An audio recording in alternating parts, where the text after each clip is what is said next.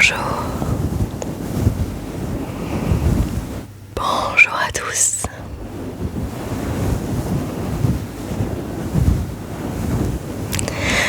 Ce soir, je vous propose de vous emmener dans les étoiles et de faire un voyage dans le temps et l'espace. De se projeter et d'établir des théories.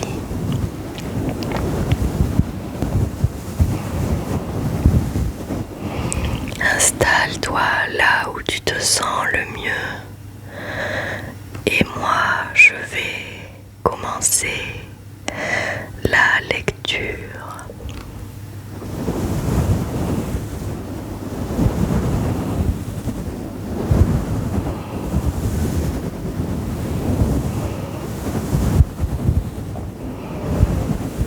Alors, une nouvelle théorie propose que le temps est 3 dimensions et nous pourrons bientôt l'attester.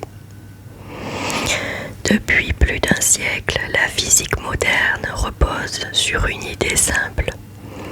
L'univers est constitué de 4 dimensions. 3 pour l'espace, hauteur, largeur, profondeur. 1 pour le temps. Cette vision de l'espace-temps formulée par Einstein a révolutionné notre compréhension du cosmos. Mais cette belle construction pourrait être incomplète. Un chercheur de l'université d'Alaska Fairbanks, Gunther Kleteschka, propose une théorie radicale.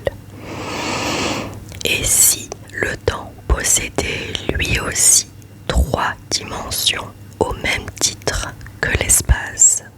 Une hypothèse qui semble sortie d'un roman de science-fiction, mais qui s'appuie sur des fondements mathématiques solides et surtout qui pourrait être testée expérimentalement. Le temps en 3D, une idée aussi audacieuse que fascinante. Aujourd'hui, nous percevons le temps comme un fil tendu entre hier et demain, un axe linéaire sur lequel nos vies avancent inexorablement. Mais pour Kleteschka, cette représentation est trop limitée. Il suggère que le temps forme une structure tridimensionnelle, tout comme l'espace. Dans cette nouvelle vision, l'espace serait une manifestation de cette matrice temporelle, un peu comme une peinture sur une toile invisible. L'espace existe bien avec ses 3 dimensions, précise le chercheur, mais il n'est que la projection d'une réalité temporelle plus vaste. Concrètement, comment fonctionne un temps à 3 dimensions ? Imaginez que vous marchez sur un sentier. C'est le temps tel que nous le vivons. Passé, présent, futur. Maintenant, imaginez un autre sentier perpendiculaire qui vous permettrait de rester au même moment, mais de changer d'univers ou d'explorer d'autres versions possibles de cet instant. C'est l'idée derrière la 2e dimension temporelle. Et la 3e, elle permettrait d'expliquer comment l'on passe d'un scénario temporel à un autre. Résultat, au lieu d'un simple point sur une ligne, chaque moment de votre vie serait une sorte de volume temporel avec plusieurs chemins possibles à explorer. J'adore ce genre d'informations. Cela bouleverse complètement notre rapport au temps et cela pourrait expliquer certains phénomènes mal compris en physique, voire même réconcilier les lois fondamentales qui jusque-là refusaient de coexister. L'unification des lois de la physique, le Graal. Depuis des décennies, les physiciens tentent de réconcilier 2 calendrier majeur. La relativité générale, qui décrit la gravité à grande échelle, étoiles, galaxies, univers, et la mécanique quantique qui régit les comportements de la matière à l'échelle microscopique. Le problème, ces deux théories sont incompatibles. Ce qui fonctionne dans l'une devient absurde dans l'autre, d'où la quête presque mythique d'une théorie du tout qui permettrait d'unifier les lois de l'univers. C'est ici que la théorie de Kletechka entre en jeu, en intégrant 3 dimensions temporelles à la structure de l'univers. Elle offrirait un nouveau cadre mathématique capable d'accueillir à la fois la relativité et la physique quantique. Une théorie testable, et c'est bien ça qui change tout. Des idées exotiques sur le temps, les chercheurs en ont vu passer, mais la plupart étaient purement théoriques, voire métaphysiques. Ce qui distingue le travail de Kletechka, c'est qu'il produit des résultats mesurables. Par exemple, son modèle parvient à reproduire la masse de particules élémentaires connues, comme les électrons ou les quarks. Cela signifie que sa théorie peut être confrontée à des données expérimentales, une condition essentielle pour toute avancée scientifique crédible. Elle ne reste pas dans le domaine des mathématiques pures, elle propose une nouvelle manière de lire le réel. Et maintenant, vers un nouveau regard sur la réalité. D'autres chercheurs comme le physicien Isaac Barth avaient déjà suggéré que des dimensions temporelles supplémentaires pourraient exister, mais uniquement à des énergies extrêmes comme lors du Big Bang. La nouveauté ici, c'est que la théorie reste cohérente avec la causalité.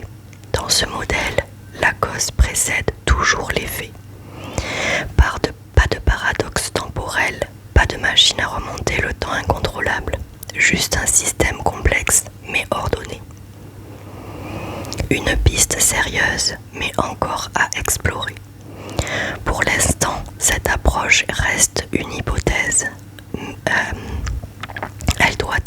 Elle doit encore être validée, confrontée à de nouvelles observations, testées dans les accélérateurs de particules, etc. Mais elle soulève des questions vertigineuses. Et si notre univers était plus grand que ce que nous percevons? Et si notre expérience du temps n'était qu'une projection réduite d'une réalité plus vaste? En tout cas, une chose est sûre, l'idée de vivre dans un monde à 6 dimensions, 3 d'espace, 3 de temps, est à la fois déstabilisante et extraordinairement stimulante.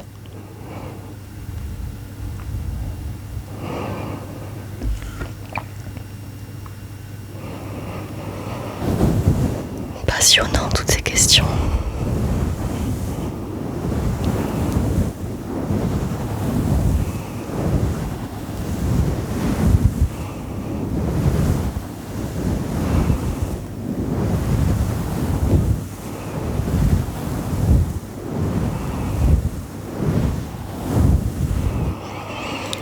Deuxième article, une planète géante trahie par son ombre.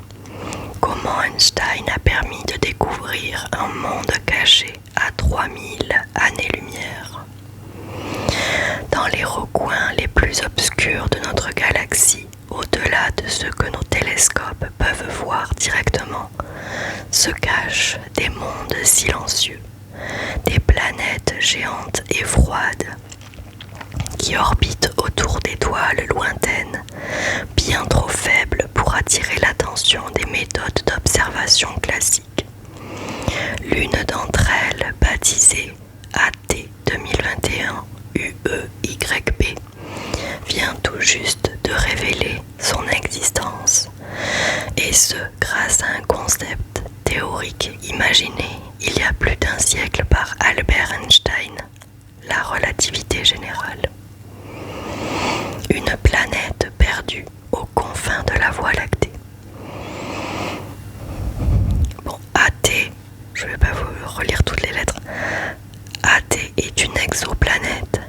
dire une planète située en dehors de notre système solaire, dont la masse dépasse celle de Jupiter, la plus grande planète que nous connaissions jusqu'ici.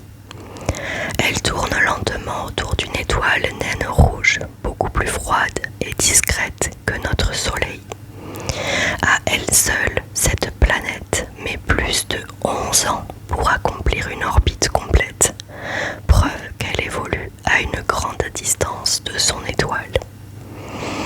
Mais ce n'est pas seulement sa taille ou son orbite qui la rend fascinante, c'est surtout l'endroit où elle se trouve. Elle évolue dans une région périphérique de la Voie lactée que les astronomes qualifient de pauvre en métaux. Autrement dit, une zone où les éléments lourds nécessaires à la formation de planètes sont rares. Jusqu'ici, on pensait que peu d'objets de ce type pouvaient naître dans de telles conditions. Et pourtant, AT est bien là, défiant toutes les hypothèses. Einstein, un allié inattendu de la chasse aux planètes. Si cette planète est restée invisible pendant si longtemps, c'est parce qu'elle ne trahit sa présence. Ni par sa lumière, ni par son ombre en transit devant son étoile. C'est un tout autre phénomène, plus subtil et plus rare, qui l'a révélé.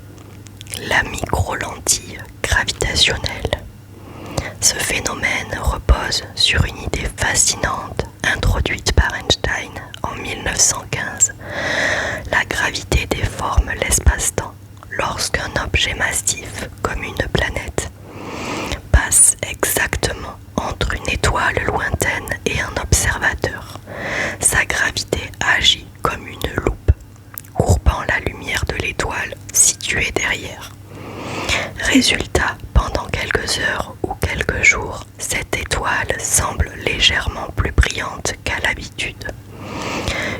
Un infime signal presque imperceptible, mais suffisamment distinct pour qu'un œil averti puisse y déceler quelque chose d'anormal.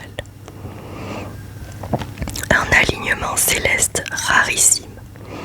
C'est en 2021 que ce curieux sursaut de lumière a été repéré pour la première fois dans les données du télescope spatial Gaïa, une mission de l'Agence spatiale européenne qui cartographie avec une précision inédite les mouvements d'1 milliard d'étoiles dans notre galaxie. Pour la majorité des chercheurs, ce type de variation lumineuse est souvent lié à des phénomènes internes aux étoiles, comme des pulsations ou des éruptions. Mais pour une poignée d'astronomes en Lituanie, il s'agissait peut-être de l'ombre gravitationnelle laissée par une planète inconnue. Ils avaient vu juste. En croisant les données de Gaïa avec celles de l'observatoire terrestre de Moleta, ils ont pu confirmer l'existence d'une planète massive située à plus de 3000 années-lumière, en train de lentement orbiter autour d'une étoile discrète. Une découverte réalisée à la fois grâce à la précision des instruments modernes, l'interprétation fine des signaux faibles et un coup de chance colossal, puisque ce type d'alignement céleste est extrêmement rare. Une découverte qui bouleverse les modèles de formation planétaire. AT ne ressemble pas aux autres exoplanètes que nous connaissons. Non seulement elle est très massive et très éloignée de son étoile, mais elle se trouve aussi dans un environnement galactique atypique, où l'on ne s'attendait pas à trouver une telle planète. Sa présence remet en question certains modèles établis sur la formation planétaire. Pendant longtemps, nous avons pensé que les planètes naissaient principalement autour d'étoiles riches en éléments lourds, dans des régions centrales de la galaxie, explique Edita Stongut, astronome et chef du projet. Mais cette planète nous montre qu'il peut exister une grande diversité de mondes, même dans des environnements que l'on croyait inhospitaliers. C'est une leçon d'humilité pour les astrophysiciens à mesure que notre capacité à détecter des exoplanètes s'améliore. Nous découvrons que l'univers regorge de mondes inattendus qui échappaient jusqu'ici à nos outils et à nos idées préconçues. Vers une nouvelle cartographie des mondes invisibles. Jusqu'à présent, la plupart des exoplanètes connues ont été détectées par des méthodes indirectes, soit par la variation de lumière lorsqu'elles passent devant leur étoile, un transit, soit par les oscillations qu'elles provoquent dans le mouvement de leur étoile, vitesse radiale.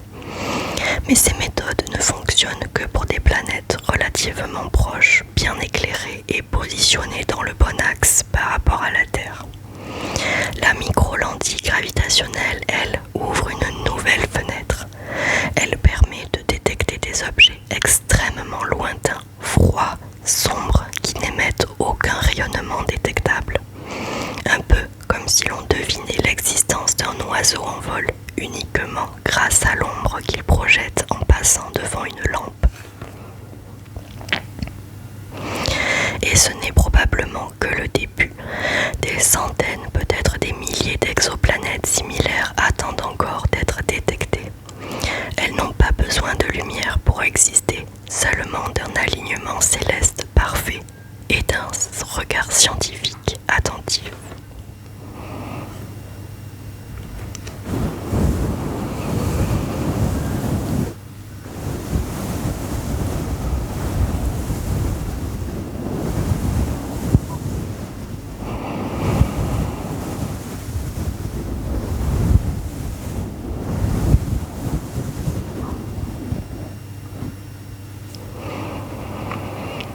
Ensuite, et si une cinquième force de la nature était déjà là, tapie dans l'ombre des atomes?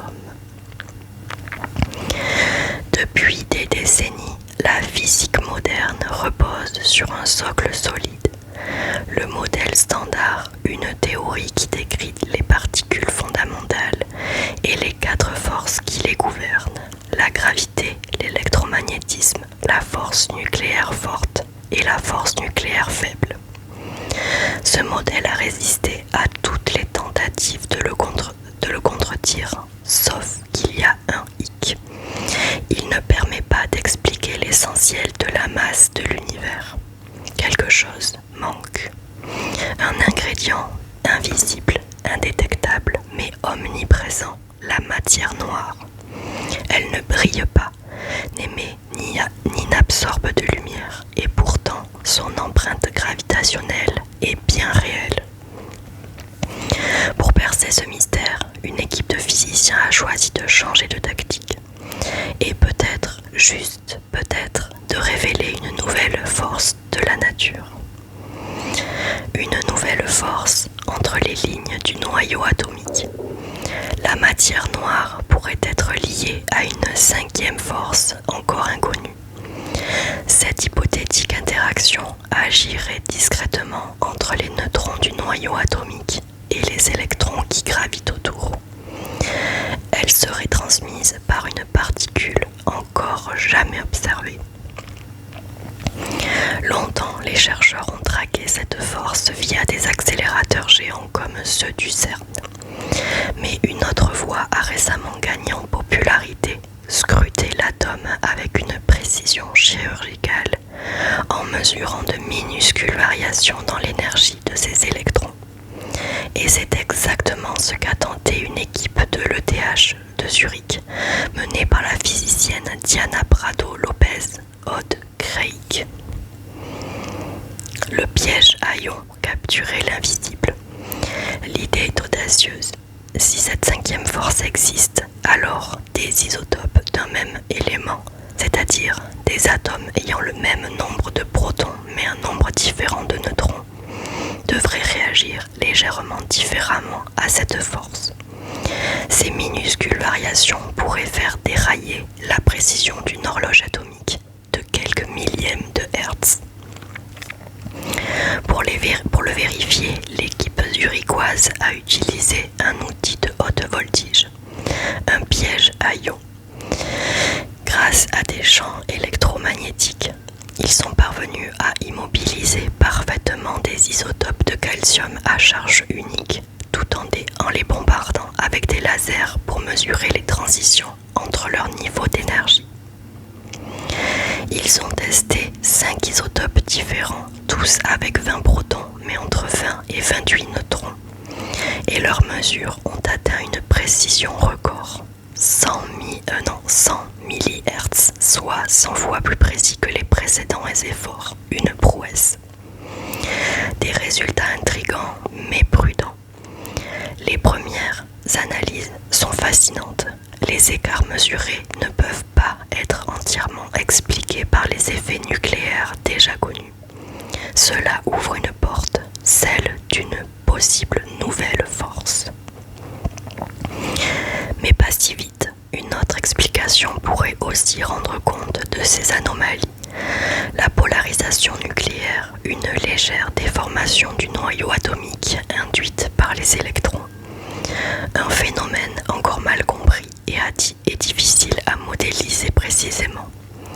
Odd Craig reste donc mesuré. On ne peut pas dire que nous ayons découvert une nouvelle physique ici, mais grâce à notre précision, nous savons que si cette force existe, elle ne peut pas dépasser une certaine intensité, sinon nous l'aurions déjà vue. En d'autres termes, même sans détecter directement la force, les chercheurs ont rétréci l'espace dans lequel elle pourrait se cacher, et ce, de manière significative.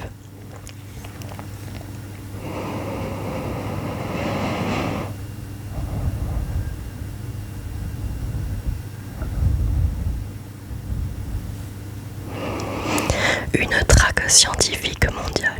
L'effort ne s'arrête pas là. D'autres équipes en Allemagne ont mené des expériences complémentaires en utilisant cette fois des ions calcium hautement chargés pour affiner encore les mesures.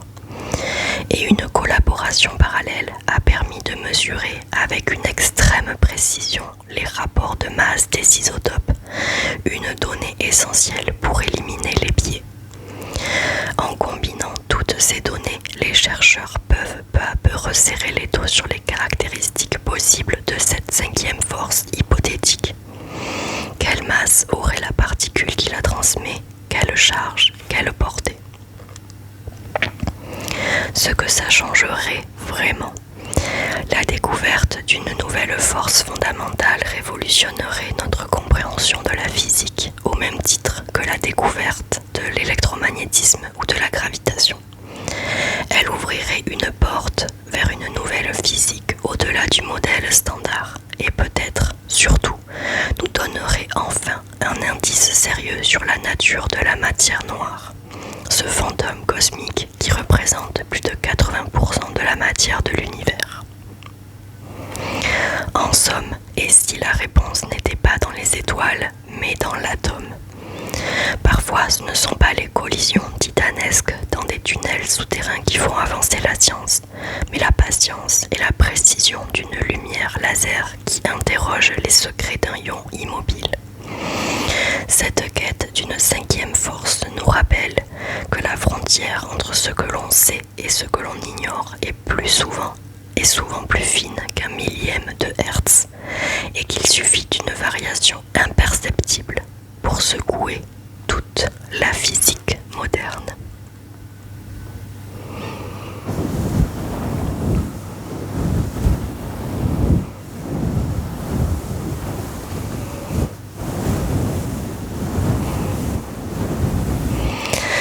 Voilà les amis, c'est tout pour moi pour cette vidéo. J'espère qu'elle vous aura autant retourné le cerveau qu'elle me l'a fait. Et j'ai encore plein d'articles de ce genre-là qui retournent le cerveau. J'adore.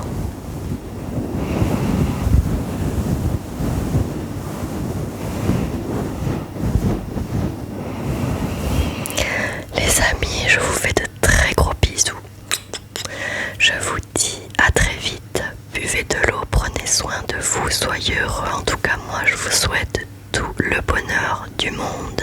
Vraiment, sincèrement. Merci à tous les nouveaux arrivants, à tous les nouveaux abonnés. Merci pour vos likes, merci pour vos vues, merci pour vos commentaires. Je le rappelle, n'hésitez pas à aller sur le post dans l'onglet post. Je vais faire une foire aux questions avant septembre, donc cet été, donc en août quoi. Donc n'hésitez pas à aller me poser toutes vos questions sur ce post ou sur d'autres vidéos, mais vous me mettez pour que c'est pour la FAQ que vos questions. Donc n'hésitez pas sur l'ASMR ou sur ce que vous voulez. J'y répondrai avec plaisir en vidéo.